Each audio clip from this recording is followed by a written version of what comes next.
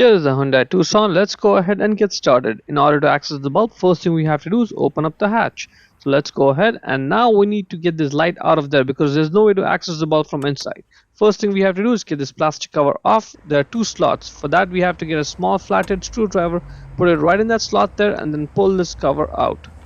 Once it's out a little bit, just grab it and it comes right out. There are three slots over there, and these three tabs on the cover, they go in the slots there. 1, 2 and 3 up there.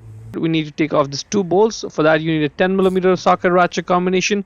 You can also use a Phillips screwdriver, but I would suggest using the socket ratchet because it makes sure you don't end up stripping those bolts off because they may be on there a little tight. We need to slide the light out back straight, but first just grab the light and wiggle it, get it a little bit loose, and now try to slide it out to the back, and it should just come right out. That little cutout goes on the white tab there.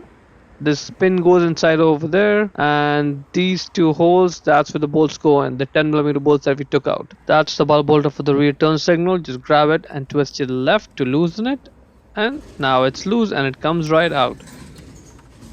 To get the bulb out of the bulb holder, all you have to do is just push it down and then twist to the left, and out the bulb comes.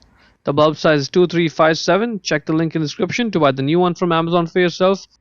And now when you put the new bulb back into the bulb holder, if you're not able to push it down, just stop, take it out, turn it around, and now you should be able to push it down. So push it down, twist your right, let it go. Now let's put the bulb holder back into the light, and when you do so, you may have to do some twisting and turning before the bulb holder just drops in properly. Just like that, and that's good. At this point you can twist your right to lock it, and now you are done.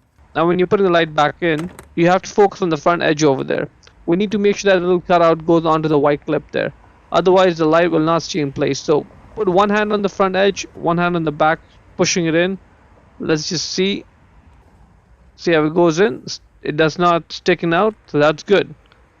Give it one final push, and let's put the bolts back in. Just hand tighten them down first, and then let's just tighten them down using the 10mm socket ratchet combination. Let's align those three tabs over there with the three slots, and then once it's in place, just give it a push. See, it goes in just over there. Right. Now let's push it over here, and it's clicked in place.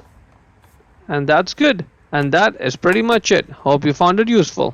Here in Ottawa, Canada, check out the link in description for their entire inventory.